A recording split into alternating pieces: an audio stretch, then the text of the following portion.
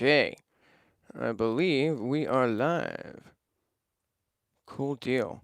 Okay, welcome to the live stream. This is going to be another Eurorack patch lab. We're just going to be super casual today. Just going to hang out. We're going to see if we can get something patched up in my Eurorack system. First thing I'm going to do is try to sign into my channel, see if I can find this stream so that I can, see the comments that are coming through if anybody tunes in. See if we can make that happen.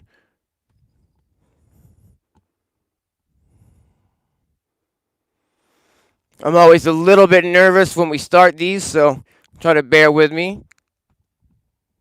I'm also having a really slow, kind of iffy and spotty internet connection today, so I'm sort of hoping that this will come through okay. Let's see here. Hopefully my connection will be able to keep up with the stream today. Get the volume down on my iPad. If anybody is watching, if you can let me know if you can hear me okay. Looks like the picture's coming through okay, even though we've got a slow internet connection today, so I'm going to cross my fingers and hope that this definitely works out. I think what we'll do while I'm getting ready and we're waiting for a few more people to join the stream, so we're just going to check out my very first live performance video that I posted to YouTube right about 3 years ago. This is a performance that I did in my old studio. And again, the very first live performance video that I put on YouTube. I believe I've got this set up so the audio will come through the stream. Cool. Loud and clear. Hey, thanks for joining me, Stefan. Sorry if I pronounced anybody's name wrong. Okay. See if I can get some audio to come through the stream here. Because I don't have anything set up currently. So we're literally going to be patching from scratch today. I'm not hearing the audio coming through. I'm not sure why. But can you hear me? Yeah, you can hear me okay. Okay. See, I don't have, that's really odd.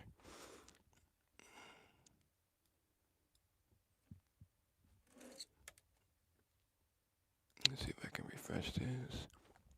Again, my internet today here is really off, so that may have something to do with the audio. But we will get the Eurorack started in just a few minutes. Looks like we've got about 5 people on the stream so far. Thank you very much for joining me, everybody. It's going to be a really, really casual stream today. Please feel free to ask any questions at all during the stream, whether it's Eurorack related or music production related in general. Yeah, my internet connection is just not cooperating. Okay. Well, I guess we're going to have to pass on the background intro today, but that's okay. As long as the stream is coming through. But now it looks like the stream is a little blocked as well.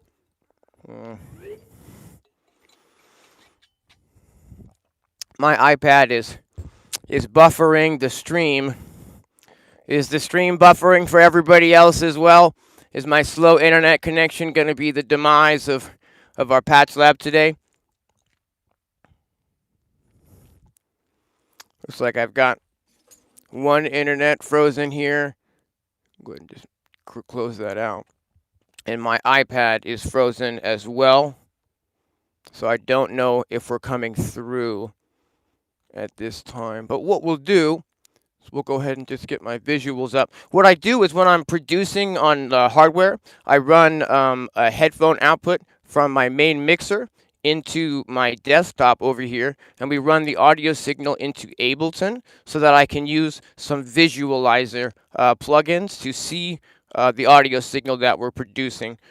This is the FabFilter Pro Q3 equalizer plugin, and it allows me to kind of, see the audio visually. And next to that, we have the Isotope Tonal Balance plugin, and that helps me kind of sort of like mix and match the frequencies as we're going. Looks like we're kind of back. I'm going to assume that we're moving forward then. because I can kind of see myself moving again on the stream, and we're going to kind of just go ahead and move forward then. I'm always a little bit nervous as we get started on these, so, try to bear with me. I've got the rack today completely unpatched, and I'd like to try to patch something from scratch. What I've got is I've got an Electron Digitact here, and that is running into a Poly-IND Poly 2 module. And what this allows us to do is it allows us to take a 5-pin MIDI connection from the Digitact and use the Digitact's MIDI clock and MIDI tracks to talk to the system. I've currently got it set up to send a MIDI clock to a multiple module, which is going to allow us to send the MIDI clock from the Digitact to all sorts of modules in the system.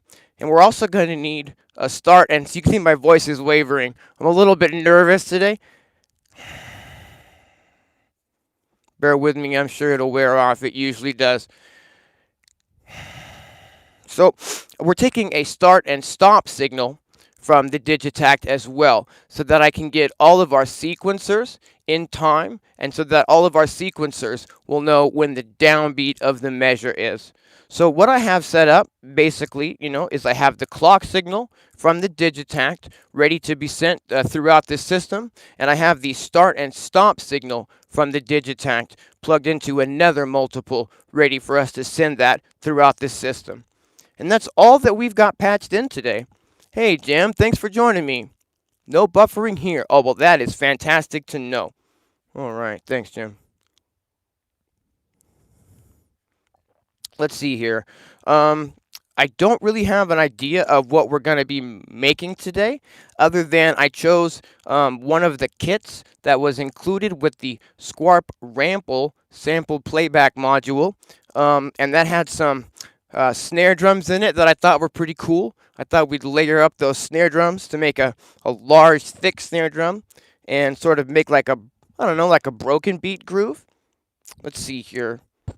Let's go ahead and start by taking the output of, let's take the output of there's 4 different sample slots inside of the Squarp Rample module. So I can take an output from each of those, and I can run that into a little mixer here. What I've got is I've got a little standalone system here from 4MS, just a little tiny pod that allows me to power 4 different modules, and I've got 2 sequencers, a sample playback module, and then a mixer so that I can mix the sounds coming out of the Squarp Rample. We've got panning on these sounds as well. So we'll take an output from the 3 different snare drums that I want to use on the Squarp Rample, and we're going to plug those into the inputs of the mixer that's right next to this. I'm going to make sure that I'm on the right kit in the Rample, which is the D2 kit I've written down here. Fantastic. And then what we'll need to do is just plug in the mixer module into a mixer module on the main side so that we can hear these sounds. So we'll take a left out from my mixer module. We're going to plug that into the left in on another mixer module up here to get it to the main mixer. We're going to take the right out and plug that into the right in. Okay. And I should be able to get volume on these sounds. Once we turn the volume up on this channel here. Let's see. We'll need to turn those up here. Okay. Hope this isn't too loud at home. Okay, we'll turn our master up. We're almost there. Cool. Okay. Now, the Rample by default is a module that plays back samples. It has 4 different sample slots in there, and you can load up to 12 samples in each one of those slots, and it'll cycle through those samples in a random order by default. So what we've got here is this is one of the default kits that came with the Rample, and we've got some snare drums here. We've got a kind of a little, like a snare drum stick rolling on the snare head. And there's some variations of this, so it comes through a little bit different each time I play the sample. Next up, we have a little rim shot next to that. And there's some variations of that sample so that it plays back, a little bit of variation on the sound. Next up, we have kind of a clap. And again, there's variation on that as well. Each of those sounds has 6 variations inside of the kit. So when you trigger the sample, it's going to, by default, randomly choose any of those 6 to play back, giving you that, movement and life in the sounds as you're playing back the sounds. What we're going to do is we're going to layer all 3 of these snare drums and create like a really fat sound. And we're going to layer that. We're going to layer that up with a kick drum. Not layer it, but combine it up. Let's see here. Let's trigger the kick drum from, let's see here. I didn't plan out a lot of stuff ahead of time so that we could, try to figure this out in real time. I want these patch labs to be super, super casual hangouts where we just kind of chat and you can ask questions, and it's not just a super hardcore focus on, every single element that I'm working on. Hey, thanks for joining me, Wall. How you doing? Okay, so what we're doing is we're trying to come up with a way to trigger our kick drum sample, and I think what we're going to do for that is use a Euclidean sequencer, or no, let's just go ahead and keep it super, super simple, and let's use the Mazatron Golden Shower sequencer to come up with a kick drum pattern. And what we'll do is we'll need a way to send our clock to the Mazatron Golden Shower sequencer and a way to send our start and stop signal so that the sequencer will know when the downbeat is. And I've got my cables kind of spread out throughout the room today. Octopus is kind of helping over here holding some cables. And what we're going to do is we're going to take an output from the main clock signal, which is going into a multiple so that I can take outputs from the multiple and send that anywhere in the case. And we're going to run that into the clock input on our sequencer here, which today is going to be the Mazatron Golden Shower. And right off the jump, let me see if I can maybe get the camera a little bit closer to the modules while we're doing the patching here. Even a tiny bit closer, I think. Here, that might be a little more helpful. Cool. So we've now got the clock going, and our playhead is, scrolling through the sequence. We just need a way to trigger this, the reset rather. I keep saying start and stop, but really what we're doing is we're sending a reset command to these modules so that they know when the downbeat is. And I have that set up, the start and stop to come out of this multiple here. So I can send the clock out from this multiple, and I can send the start and stop signal, our reset signal, out to any module from this multiple here. And now, when I press play, no matter where the playhead is in the sequence, it will start at the very beginning of the measure. So that will keep all of our modules in sync, sending that start and stop signal. No iPad used here. Yeah, not today. Not today. I've got my headphones caught up on the camera stand here. Let me just adjust that real quick. Thanks for your patience. Again, these are supposed to be really casual hangout sessions where we just kind of hang out and just randomly patch some stuff and give you guys an opportunity to ask any questions music related and stuff like that, and just casually hanging out. Okay, so let's see here. We've got our sequencer running, and I can adjust the steps of that sequencer, like what we're going to be triggering. I can adjust that in real time. But let me just try to come up with something here that we can use. Start with that for now. And we're going to need to actually trigger the kick drum. So I'm going to take the output of our sequencer module, and we're going to run that into the gate input on the Tip Top Audio 1 sample playback module.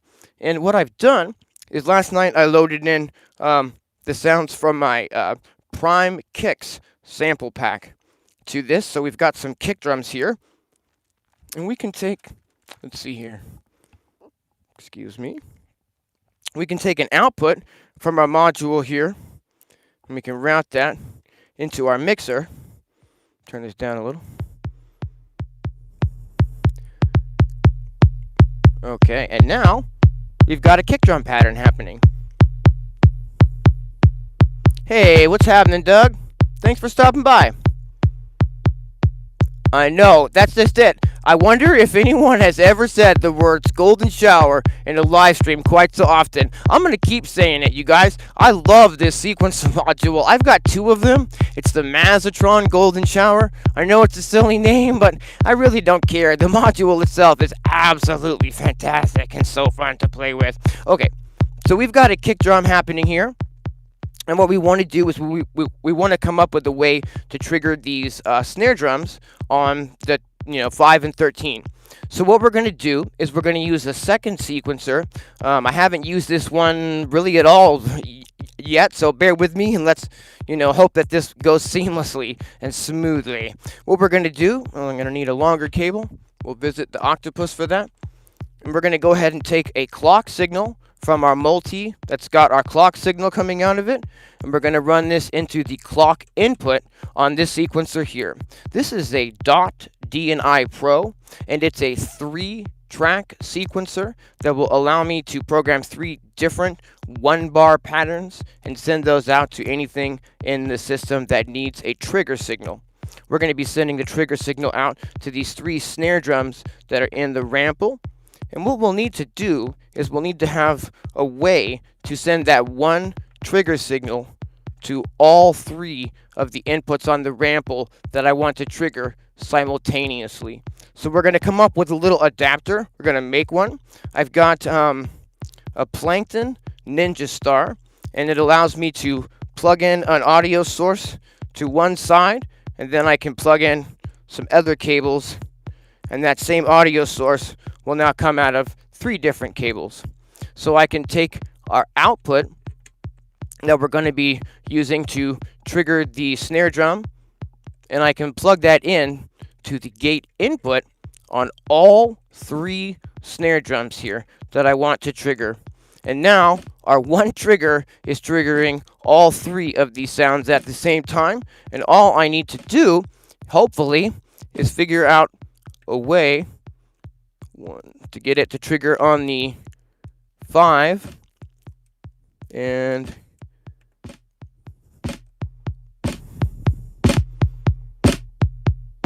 cool. So we've got a kick and we've got a snare. Now, the snare drum,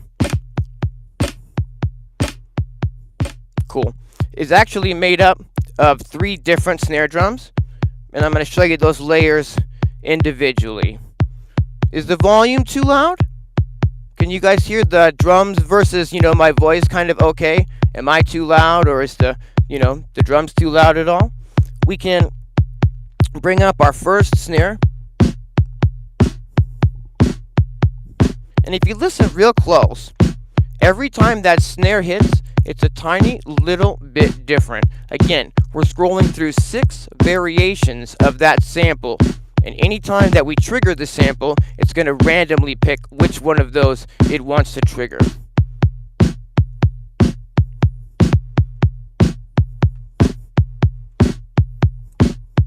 Having a little bit of problem triggering all 3 samples here.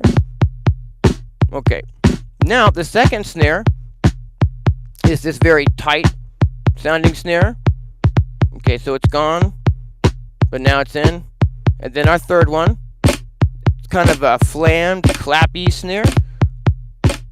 So if I start with the very first snare, let's say we leave that panned directly in the middle. Let's bring up the second one. It kind of thickens up the sound in that first snare. Let's pan that a little bit to the left, and let's bring up that third sound. And pan that a touch to the right. Cool. Hey, what's happening, Spider? Thanks for joining me. Can't stay? Alright. Well, thanks for stopping by. I appreciate that. So we've got a little bit of a groove happening here. I'm checking the level on my mixer. Make sure that it's kind of triggering about the same that I set the level to when I tested the signal when we started. kind of a beat happening there. Cool. Let's go ahead and get some hi-hats happening over this. What we'll do is we'll need a clock signal to start a Euclidean sequencer moving. I have 2 Euclidean sequencers here from 2 HP, and I can take, I'm talking over that too loud there, and I can take one of our clock signals from the multiple. I can run that into the Euclid sequencer, and then we just need a way to tell the sequencer when to start and stop so it knows when the downbeat is. So I'll take our start and stop signal from the second multiple. We're going to plug that into the reset input. I think trigger and reset. Cool. And now, when I press play on the Digitact, it resets the clock, and it resets our sequencer over here to the downbeat that matches the other sequencers we have going. Although, I realized that I never did send a reset signal to our second sequencer, so we'll go ahead and do that. We need to make sure that all sequencers know when the downbeat is, so that when you press stop, they all start on the 1, and that your patterns will line up together. So we're going to take an output from the start and stop.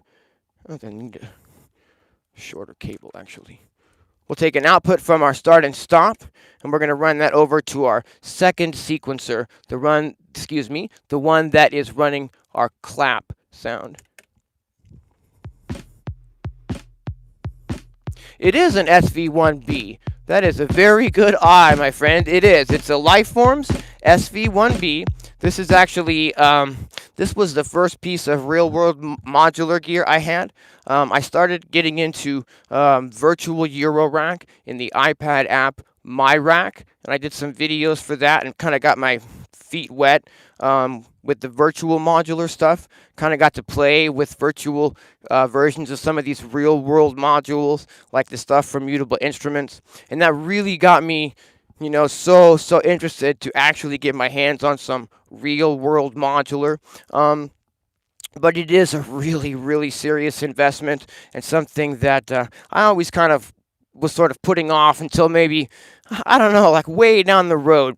But I saw this Lifeforms SV1B come out, and I thought that since it's kind of an all-in-one unit, that maybe this would be a really good piece to actually start playing with Eurorack. Unfortunately, it was such an amazing piece that within about 5 minutes of playing it, I kind of realized that this is a rabbit hole that I really want to get deeper in, and it kind of just opened the floodgates for me to actually make that final decision to move ahead and start, you know, trying to get some real-world modular happening. The sounds in this are just really amazing and thick. And we're going to be using that in just a minute, hopefully today. Cool.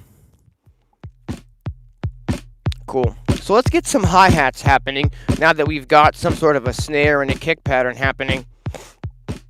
We're just going to kind of create some abstract kind of bass music today. And so we'll need to, let's see here. I think we'll use another Euclidean sequencer to get our hi-hat pattern going. So we'll need to send a clock signal to that sequencer. So I'm going to patch out from our multiple that's holding our clock signal into the input of our second Euclidean sequencer from 2 HP. Great portable unit for backpack producing with your laptop. That's what I'm talking about. I don't really leave the studio a lot myself, but I'm really keen on the tools that allow people to do just that, to get out of the studio and get it out into the real world with the gear. It's definitely a great piece for that. We're going to take a start and stop signal, and we're going to run that into our second Euclidean sequencer. Then I will start and stop the clock, stop and start the clock to get it reset, and this sequencer will know when the downbeat is. Actually, I seem to have done that twice here, so both Euclidean sequencers are now ready to use. That's a good thing. So let's see. I've got my cables kind of spread out today, and what I think we'll do is grab these red ones here, and we're going to, actually, we don't need quite a long one, is that? we're just going to take an output from a Euclidean sequencer, and we're going to run that into the input of a hi-hat module, which is also from 2HP. I chose a lot of these really tiny 2HP modules just so that I could get more sounds and more, modules inside of my case. So we've got a sequencer to the hat module. Now we're going to need a way to hear those hats. So we're going to need to literally just take an output. Maybe we can take a little shorter one. We're going to take an output from the hats module, and we'll plug that right into my mixer. Turn the volume down.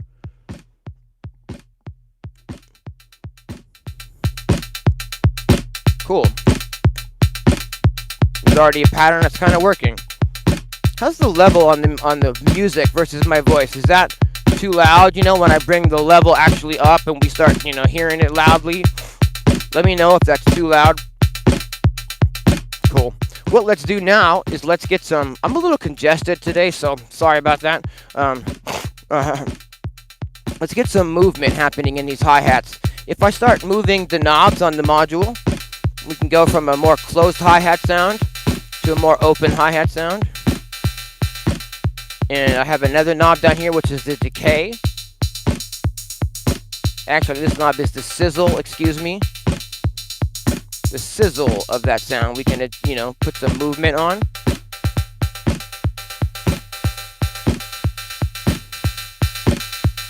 Sounds good to me on my phone. Fantastic. Good level. All right. Fantastic. So what we'll do now is we're going to use an LFO to send some movement to these knobs so that I don't have to sit here and just move the knobs in real time. We only have so many hands. We only have so many fingers that we can use in real time. So let's go ahead and get some automation happening on this. And what let's do is let's do two different ways to send some modulation here. Let's go ahead and start by using the random step module from DivKid. This is new to my rack this week. This is the new module that I picked up this week. And what it allows me to do is it allows me to send a clock signal into it, into the trigger input. And what we've got here now is we've got 6 different unique sample and hold modules that are going to sample and hold the signal in time with the rhythm of our clock. Hold with me and you'll hear what I mean. We're going to go ahead and send this to the modulation input of this decay on the hi-hat. So hear how we're closing the hat down and then I'm opening the hat up again. What we're going to do is we're going to take a sample and hold now output from the random step module, and we're going to plug that into the CV input of our hat. Fantastic. And what you'll hear, listen real close now, you hear some movement happening on this hat. It's no longer just a static hat sound. It kind of shuffles almost randomly, whether it's really closed or a little open, just to get a little movement in the sound. I love Eurorack for this, getting these subtle ways to modulate and move things, but in time with everything else. And that's why we definitely want to keep sending the clock signal to everything and sending the reset signal to everything that requires the reset signal to keep everything in perfect time and in perfect sync. Okay, so let's go ahead and modulate another part of this hi-hat sound. You'll hear that if I move this knob here, it changes sort of the timbre of that sound.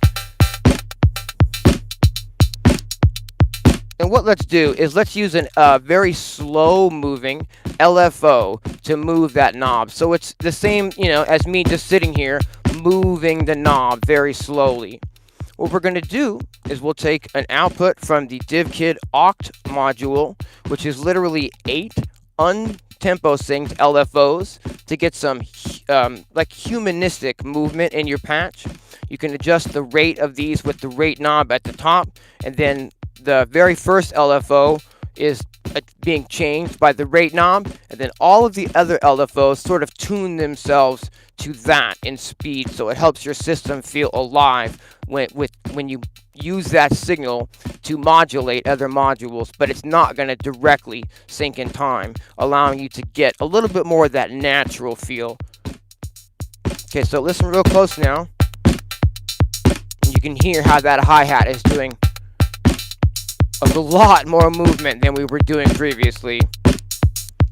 It's actually moving that knob that we just put the LFO into. It's moving it all the way to the left and then all the way to the right.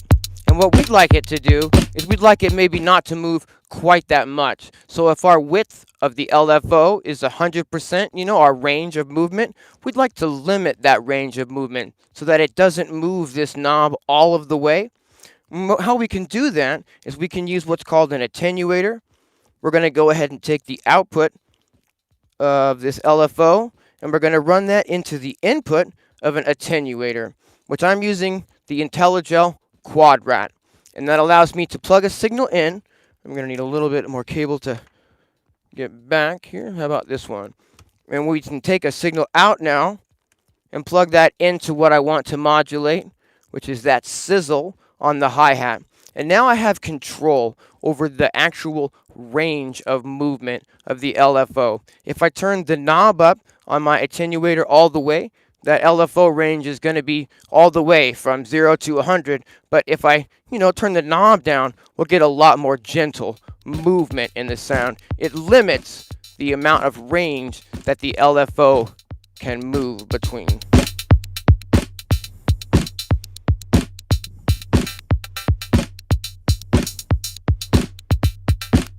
So here we've got some movement happening on that hi-hat, but it's a little bit more tamed, and it's not quite as wild and unpredictable.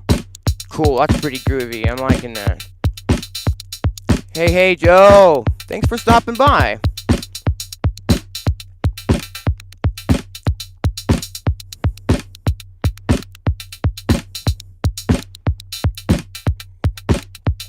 Okay. So we've got a little bit of a beat happening here. Let's say we want to get some sort of a melodic element going on. One of the things that I really like about running the audio signal through my main mixer, taking a headphone out from that into my desktop so that I can visualize the sound. One of the benefits here is that I can, run this through any kind of modules, not modules, but plugins that I want. No internet connection. Well, we're going to pass on that today because it's having some issues. At least the stream is still going. That's cool. So what I was going to do is I was going to use a plugin to sort of see what sort of key we're working in now to see if there's like enough tonal quality to the groove here that it would represent some sort of a, like a tone that might help me decide which key to write the bass pattern in. But it's not being cooperative, so we're just going to go ahead and move forward. I think that's another great thing about these patch labs and doing this when I'm really beginning at this still, is you can, get to watch all of the fumbles and see all the learning process and stuff. And that is, you can definitely get this stuff going, but there definitely is a learning process, and I'm definitely going to be, getting more experience as time goes by. What we'll be doing first is we're just going to make sure that the Lifeforms SV1B is tuned to like the Western melodic scale, I guess. I'm not exactly sure how to say that. But basically, I'm going to be triggering the Lifeforms SV1B using a MIDI out from the Digitact. They have a, you can turn your 5-pin MIDI into gate and pitch signal here with this adapter, and then I'm sending a MIDI signal from the Digitact through a quadra through so that we can get that 5-pin MIDI signal out to as many destinations as I need. And one of those destinations is going over here to the SV1B. And if I hold a C note on the Digitact, I can see that I've got a C note pretty much being tuned here on the SV1B. And I'm using the Mordax data as a tuner so that I can see, I'm really congested this morning. Okay, so we're going to go ahead and take a main output of the Pittsburgh SV1B, and we're going to route that so that we can hear this. We'll take a main output, and let's run that into input 4. Make sure we got input 4 turned on. And okay, out. It's definitely getting signal. Bear with me for just 1 sec while I figure out what I'm doing wrong here. That's weird. It's definitely getting signal, right? Yeah. But then I plug it in here and I'm not getting sound. Why is that? Duh, because the master volume is down. Oh my goodness. Okay. Bear with me as I'm still learning all this, as you can see. But now we're actually triggering the let's see, bring this off. And I can turn our snare down here. Fantastic. Now you can hear that we're just triggering the Lifeforms SV1B from the Digitact. And what we can do is I can turn the Digitact into a chromatic sort of playable situation here. We can turn these tracks back on. And we can maybe come up with sort of just a really basic, bass groove.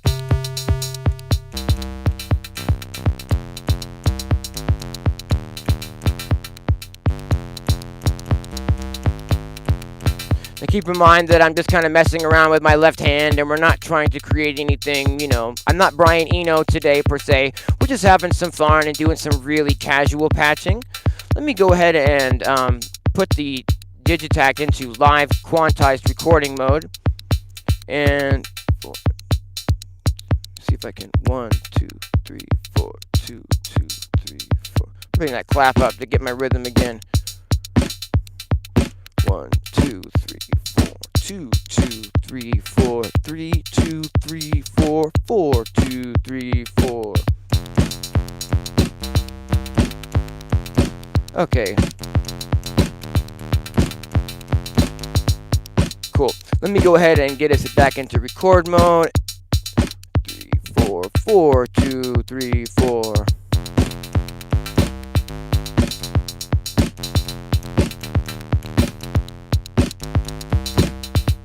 Cool. Just a little bit of a bass groove happening there, so we've got some sort of, melodic element to work with. Mordax data. Yes, I really love the Mordax data. I need to get a little bit more familiar still with how to actually, put all of the 4 inputs together and then spread those signals out so that I can see all 4 signals at one time. Currently, I've just been using it mostly as a tuner and as a really simple oscillator so far. There's only enough hours in the day, but I definitely am looking forward to spending more time and learning all of the ins and outs of that one.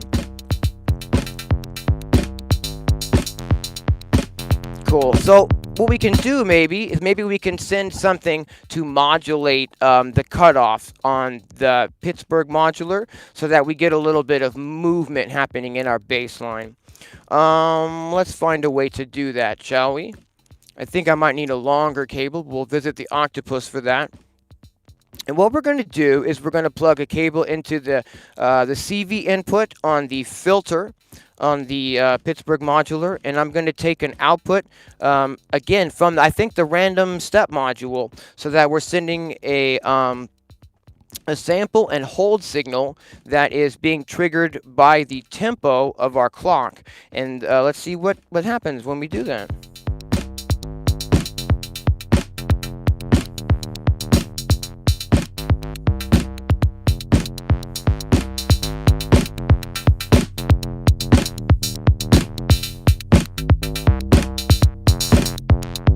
Cool, now we're getting some movement happening in the cutoff. I don't know if you can hear that.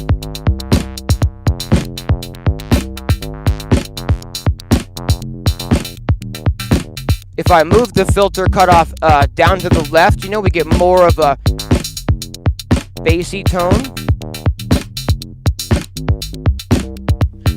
I don't typically mix on headphones, and when I do, I love to have let's go ahead and talk about this. I love to have the tonal balance control plug in up. And what this does is it helps me balance the frequencies in the mix. It shows, your low frequency content, it shows your high frequency content. And what it does is it gives you a point of reference. It gives you a curve to sort of follow that is, let's see, how can I explain this? This is like a representation of the audio frequency response curve of bass heavy music, which is kind of like, popular modern day beatport kind of bass heavy music. And this is what I'm using to sort of align my frequencies. So for instance, I can see, when I get the audio going in here, okay, that we're sort of, our audio is, for the most part, staying within these two lines, and that's a good thing. I maybe can turn the resonance down on our filter just a little bit.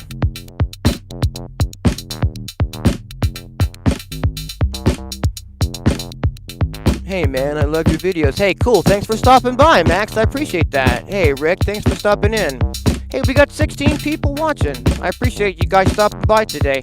I'm trying to keep these Eurorack sessions really, really casual. As you can see, I'm sort of learning the stuff too.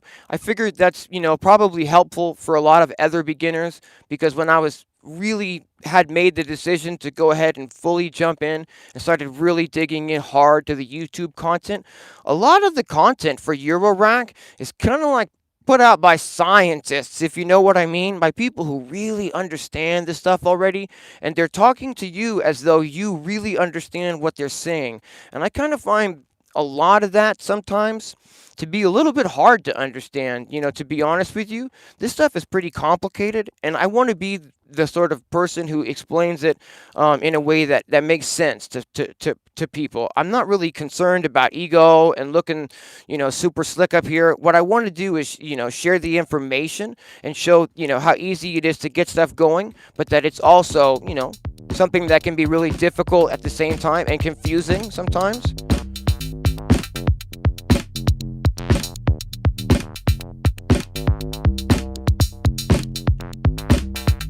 My headphones up just a touch here. Cool. So we've got this bass happening. It sounds kind of cool. I just kind of punched some notes in real quick. We're not worrying about like the most awesome pattern per se. We can mess with the envelope. Maybe get a tighter bass sound.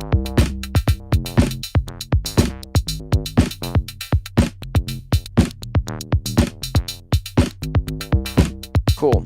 Stop messing with the sound and move forward, Dean. I know, that's the hard part about being a sound designer, is you're just constantly tweaking. Well, what if I do that one more? Okay. Cool. We can definitely work with this. What let's do is let's see if we can get some sort of a melodic chord thing happening over this. Kind of a groovy, maybe gated or with a nice envelope on it. So what we'll do is we're going to use the Platts module in its chord mode. For those of you who've been watching the first few patch labs and whatnot, you'll know that I'm super into this module. I really like the chords mode. Eurorack, for the most part, is a mono programming environment. Like with monosynths, you can't just plug in a trigger to a module and start holding down a bunch of big chords. It's like monosynths for the most part, and I'm not super sure that I'm going to be dealing with a lot of that heavy polyphony stuff. We'll see where the journey takes me.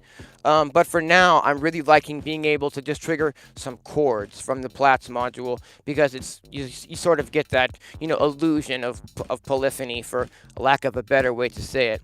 Yes, Fab Filter Pro 3 on the left, so that I can see. So I can get a visual on the audio.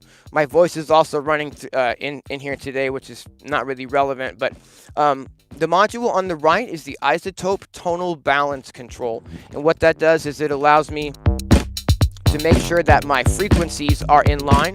Based on that, I'm working on headphones and not my speakers. It's a lot harder for me to tell, like, if I have enough bass or maybe too much bass or maybe too much high end. And so running the signal in here and then trying to keep my levels within this little, within these two lines here, is the way that I know that I'm not pushing too much low end or not enough low end, or too much mids or whatever. It's just something that I can I really use this in conjunction when I'm using headphones with the gear. and also a way to just, see the signals of the gear, because, without the visual, you have no representation at all. So for instance, if I don't talk for a moment and we solo just the bass, then I can sit here and I can literally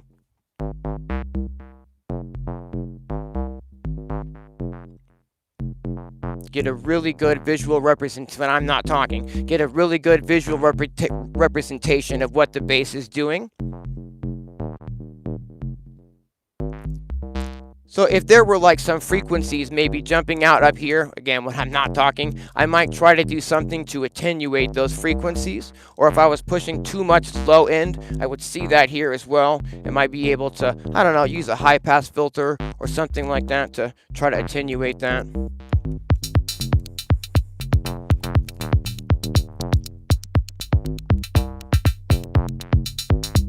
Yeah, the 1010-bit box, absolutely.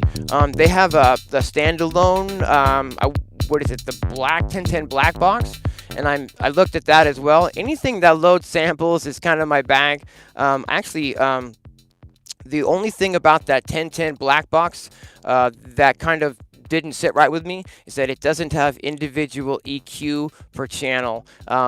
And I would really want that if I'm going to spend that kind of money on a box. That would be really awesome to have individual EQ per sound. I mean, cool. So let's go ahead and see if we can get some sort of a chords thing happening with the Platts module. And what we'll do is we'll need a way to trigger that.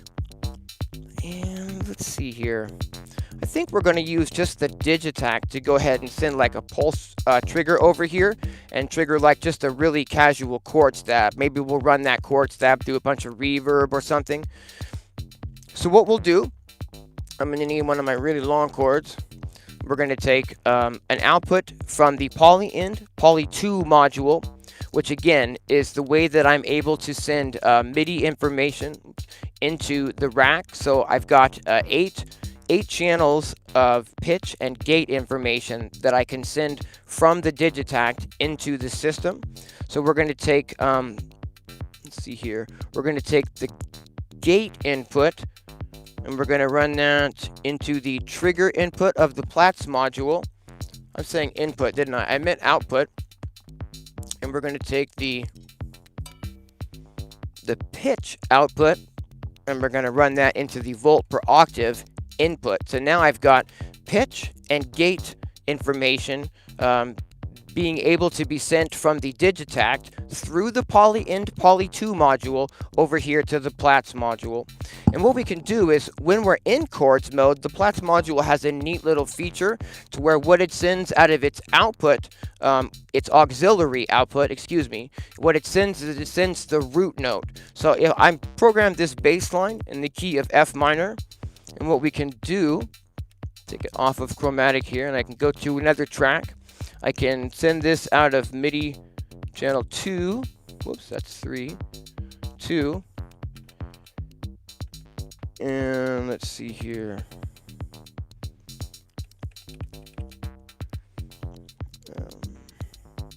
I've got that in 1. So let's go over here to 2. And this should get us signal to the Platts module. Yeah, fantastic. And we can see now, we can start tuning that module. Again, I'm using the auxiliary output, which when you're in chord mode, it sends the root note of the chord. So just the root note, which will allow me to tune this module just a little bit. So I'm sending, let's make it so that I'm sending a C when I hit this note. And we want the tuner to show that I'm, triggering a C with the module.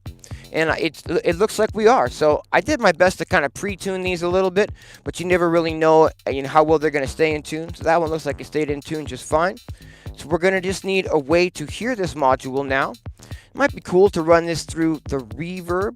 Let's go ahead and get it just so that we can hear it first, and then we'll adjust where we're sending it in a moment.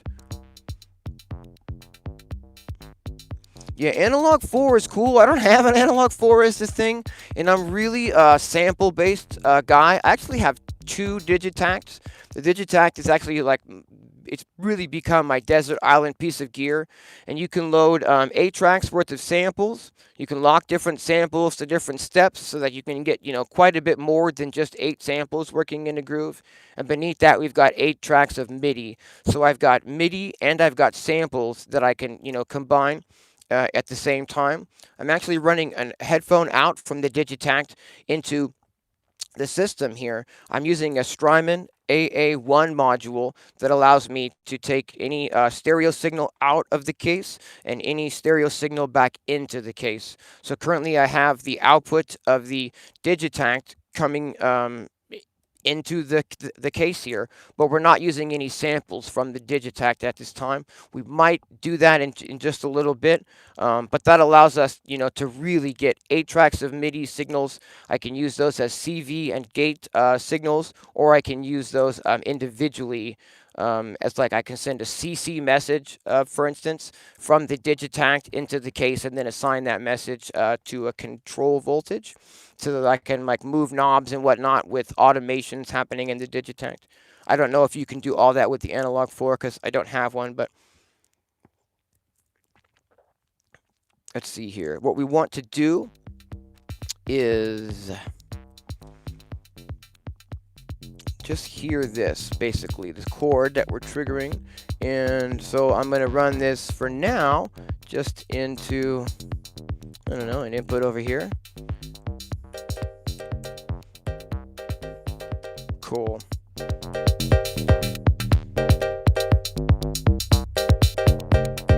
Thanks for stopping by, Rick.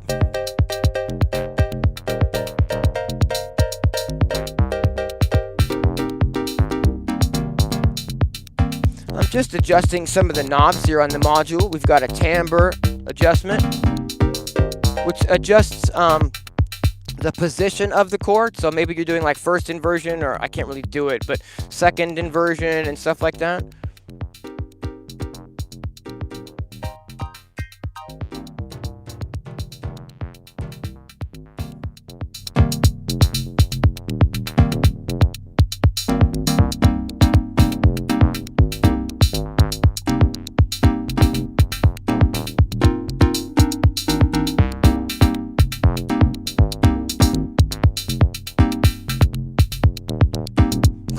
What let's do is go ahead and record just a quick trigger to trigger that chord. 2, 3, 4, 2.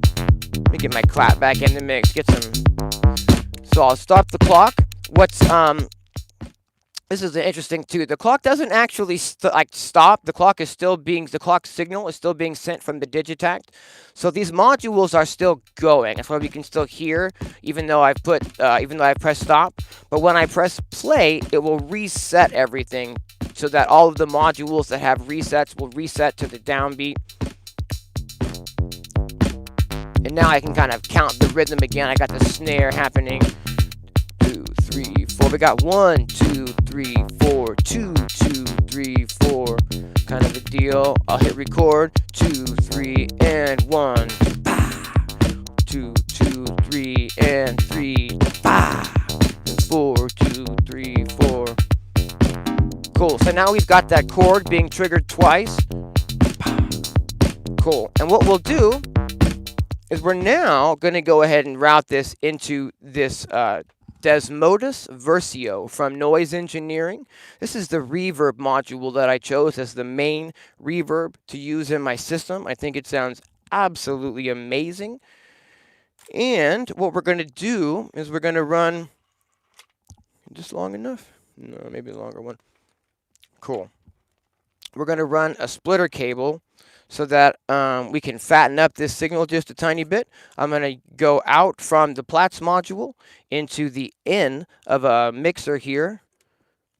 And this is so I can route anything I want into this mixer, and then take an output from this mixer and run that into the reverb. So this is how I'm able to get multiple different sound sources, whether they're mono or stereo, into this reverb. So I can get multiple sources. This is an ST mix from Befaco. It's really the expansion mixer for the Hex Mix module over here. I have 2 of these because I need a lot of inputs to be able to route this stuff the way that I want to creatively route it. And so I've taken this extra one here and I've put it right next to the reverb so that I can route anything into the mixer I want. And then we can take an output from this mixer and go into the reverb module that's next to it. It's a stereo reverb module, so we'll take a left out and a right out into the inputs of the reverb module. Now we just need to take outputs from the reverb module and run that into my main mixer.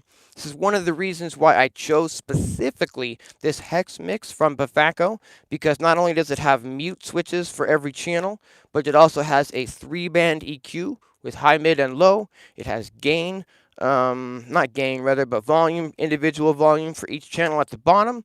And then we've got panning for each channel as well. So I can take a left out, let's see, from the reverb, and I can patch that into, let's say, input 5. Actually, I can just patch this into an expander for now. Cool. On the side, so we got left into left, right into right. Turn my volume up.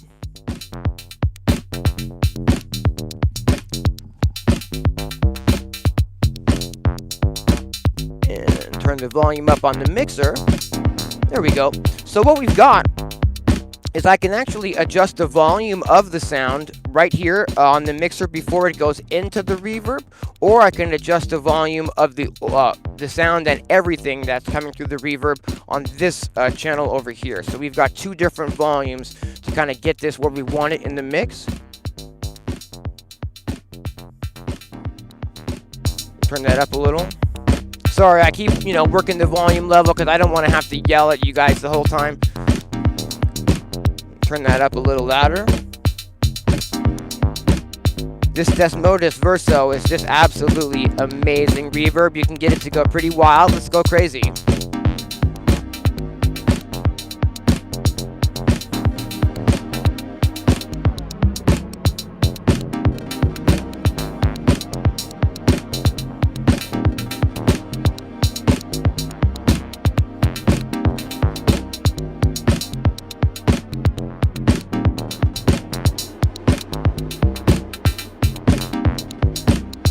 Cool. Turn my headphone volume up just a click. So now that chord has got a whole lot more life to it from, being given to it from that reverb effect. It's a neat little button on the front of this reverb. It says FSU. If any of you know what that means, FSU. Let's do it.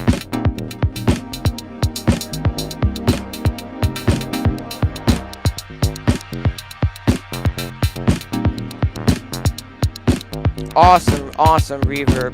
Desmodus Verso from Noise Engineering. Can you hear how much life we're giving that chord now as it, sort of creates a texture that's hovering over the whole mix?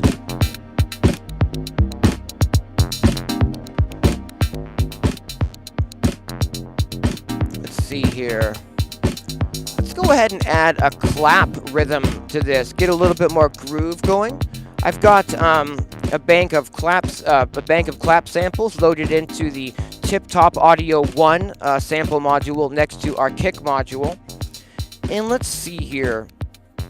Our sequencer is being used over here. Our sequencer is being got this one over here. I could use the second sequence slot from the Dot D&I Pro to sequence a gate part. A clap part. Let's go ahead and try to do that.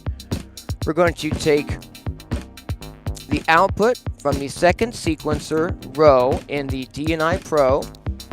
I'll try to give it a rhythm. See here. Whoops. Let me go back and fix that clap that I just messed up first. Bear with me, and I can. Whoops. There we go. Nope, almost. Oh, for Pete's sake.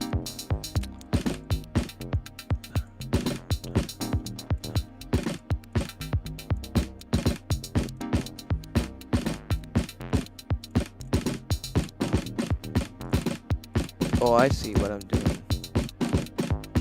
This is a new sequencer module for me, so I'm a little bit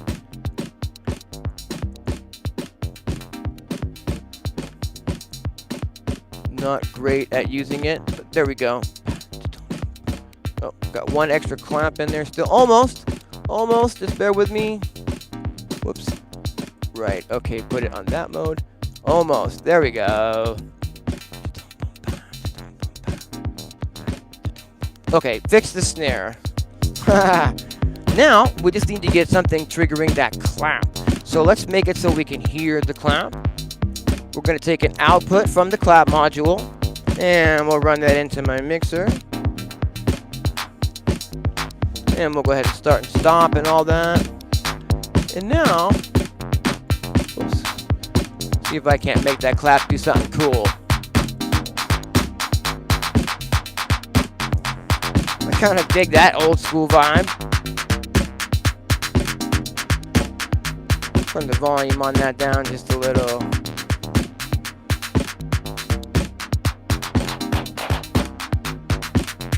Maybe we can do some interesting modulation on the pitch of this clap.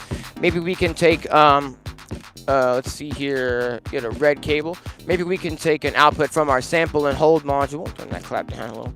And maybe we can take an output from that sample and hold module, and it's a little extra long there, and run it into the pitch input of the clap. So maybe we can modulate the pitch using a sample and hold signal. Listen to what the clap is doing now. Do you hear how the clap is moving and changing in pitch now?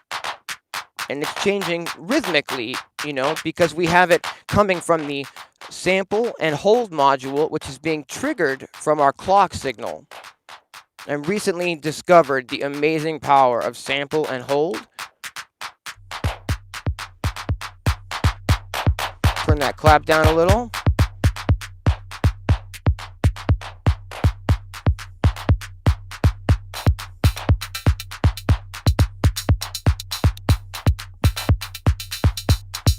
Okay, that's a groove right there. And get that clap back in.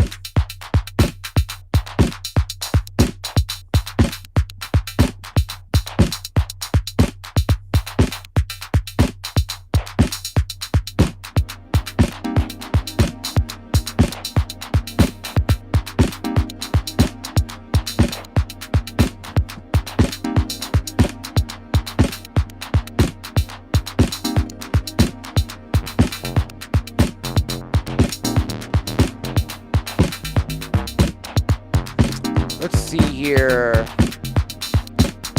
What time is it? We've been going live for about an hour. What could we do here?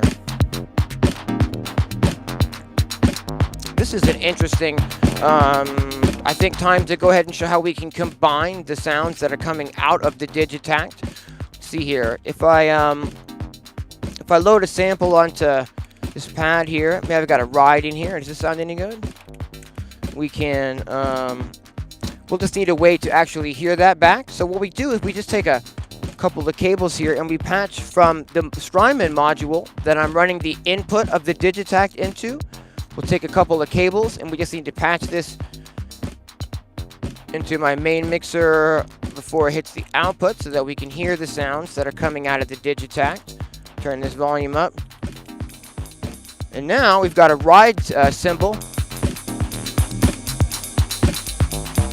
And what we'll do is I'll just, you know, go into a quantized live recording.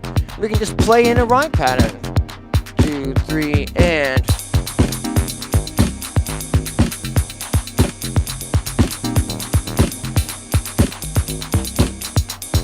And now we have a ride pattern that's happening in time and in sync with the rest of our pattern. I can adjust the volume of that. I can adjust the panning of that, which you might not hear because this is probably a mono live stream. But this is the way that I'm able to, within the system itself, combine the sounds that are coming out of the Digitact. Again, the ride is a sample in the Digitact. We're taking a volume out with the stereo headphone cable, and then I'm running that into this input. of the Strymon AA1 module, allowing any sound that's coming out of the Digitact to come into the case, and now going into my main mixer here.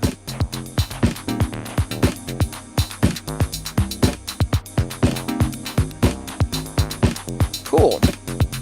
Let's add some shakers to this. I've got some shakers loaded into the Rample on slot number 4.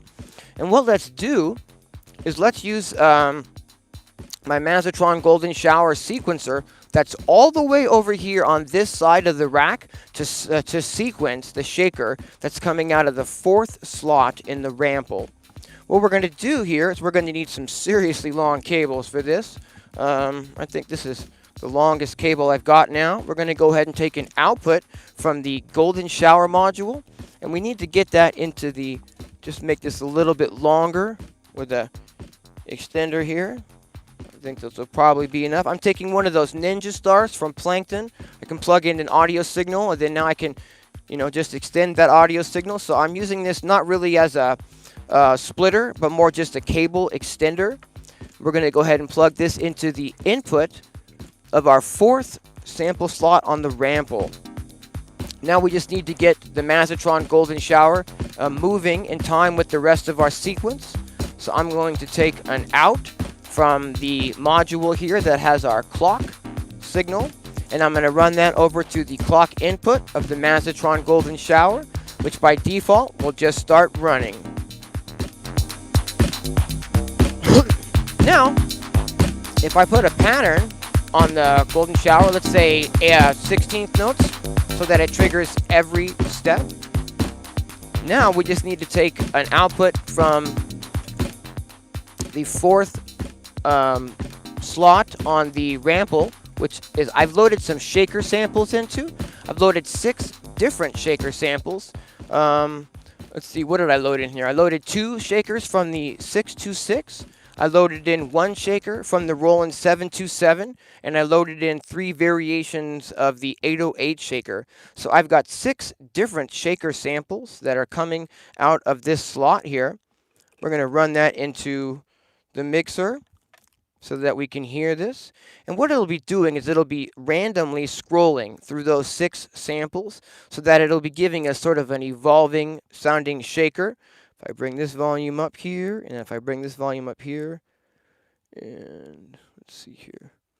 We've got the gate, we've got the out, and I might not be liking that.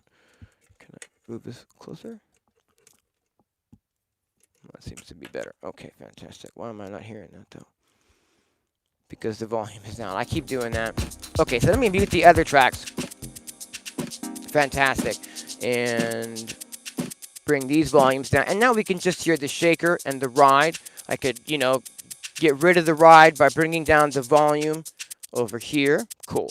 And now we're hearing just the shaker. And it's, by default, you know, got those variations in it because it's scrolling between those variations. 6 different samples.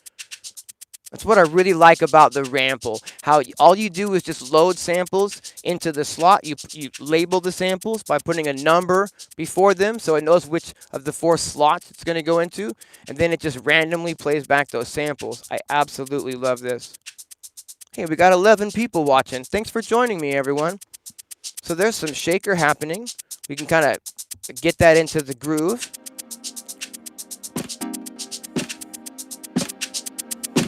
It's a little loud, so we'll bring it down. Like quite a lot loud, maybe.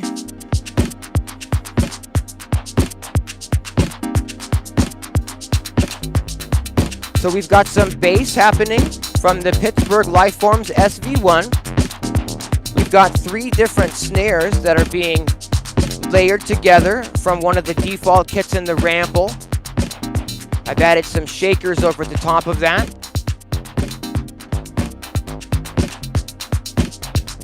We've got a clap pattern that's doing that variation and changing pitch and moving around over the beat. The only thing that's really sticking out to me here is that the tone, the tonality, the tonality or the tonal quality of our pad sample is really static. It's not moving at all. So let's get creative with that. Let's take the output of the reverb, and instead of running it directly into our mixer, let's go ahead and run this into a filter.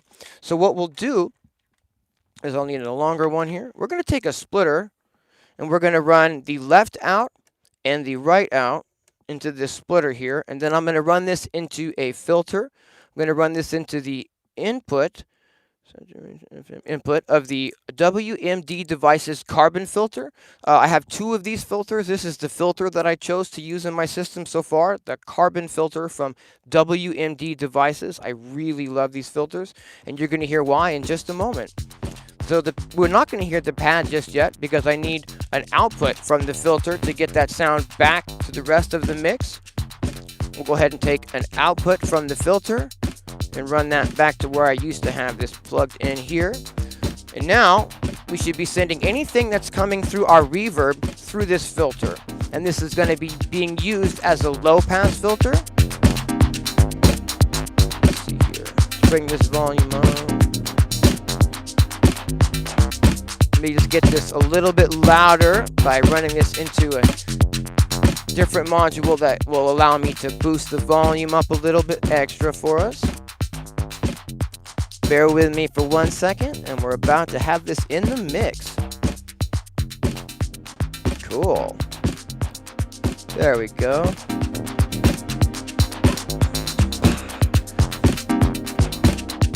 Awesome. So now, let's see here if I move some of this other stuff that's coming through. Here's our pad sound. And it's being filtered down with the high pass filter. But let's put some movement on this filter so that the cutoff will open and close without me having to sit here and work that knob in real time. Let's go ahead and take another LFO from the DivKid Oct module, and let's run that into the IntelliGel Quadrat attenuator. Again, this is the attenuator, allows me to take an LFO that's got a full range of movement, but then attenuate the range of that movement so we don't get as much movement happening in the sound. It allows us to adjust the amount of movement. So I'm going to plug this into the frequency modulation on my filter, and now I can adjust the amount of movement that the LFO is going to be sending to this filter in real time. And we can start to hear now, if we listen real close, that the filter is actually moving in the background there.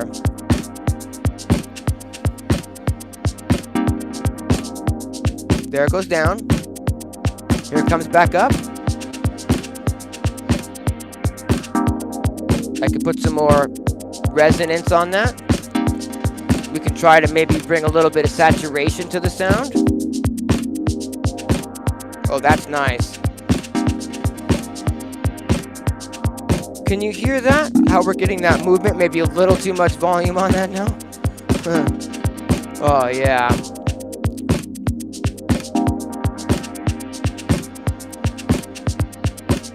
Yeah, 50 minutes ago it was just a snare. This is what it's all about. I mean, now we have a huge amount of, rainbow spaghetti here and things packed in all over the place. I'm finding it to be a super, like emotional experience working with Eurorack. You spend your time and your energy and, you're patching all these cables into this system. And then when you're done, you're literally just pulling it out. And that's the end of it. There's no way to get this specific patch back again. It's kind of a Zen activity, I think.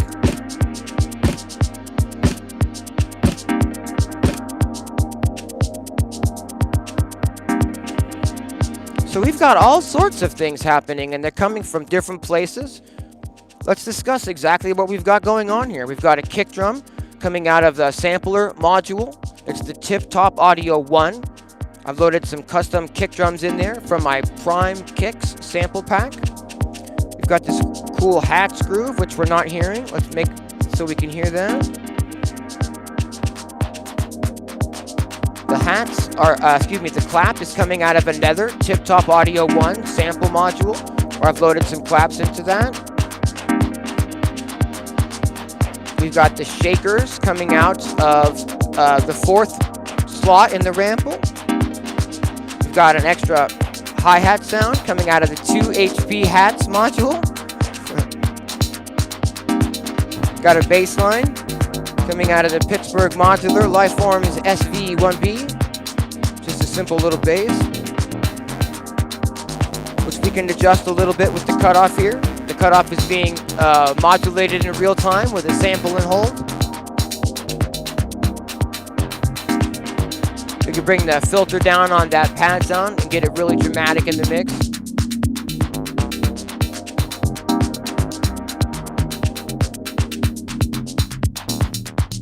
Kind of get it so it disappears a little.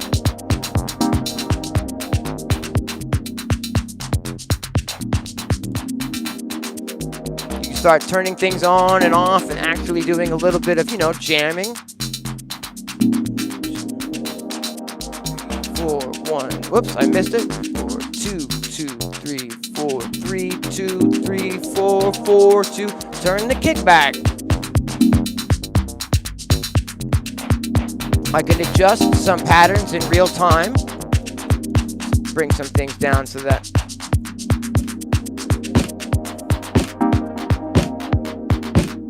you can change it up by moving some of those levels. Now, we're using the Mazatron Golden Shower to sequence this kick, so if I change the sequence in real time,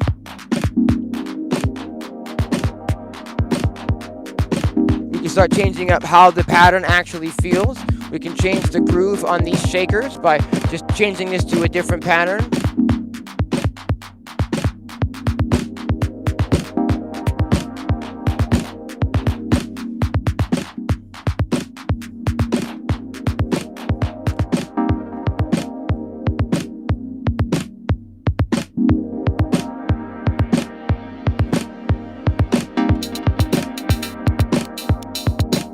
Yeah. This is a pretty cool little groove we've created today. Again, there was quite a few hiccups along the way where I'm trying to figure out what I'm doing or maybe why something wasn't cooperating. But in the end, it really only took less than 80 minutes to get something from scratch. This is a pretty good sounding groove, Obviously, I'm trying to go, quickly as I do these in the live stream and not take a lot of extra time, but just kind of get some, things happening and show you guys what's possible.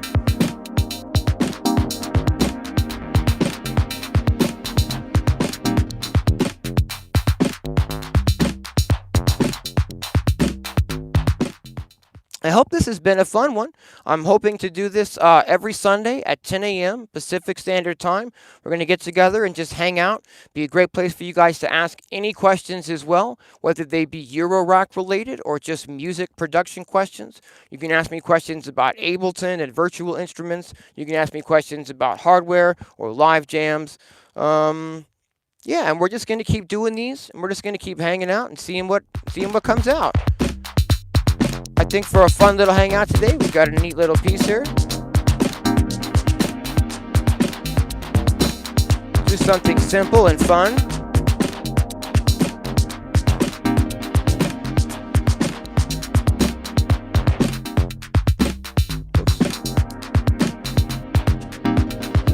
Cool deal. I hope you guys have found this useful. I hope you guys had a little bit of fun today as well. And I guess we'll be joining you next Sunday at 10 a.m. Pacific Standard Time for another Eurorack Patch Lab. Thanks for joining me, guys.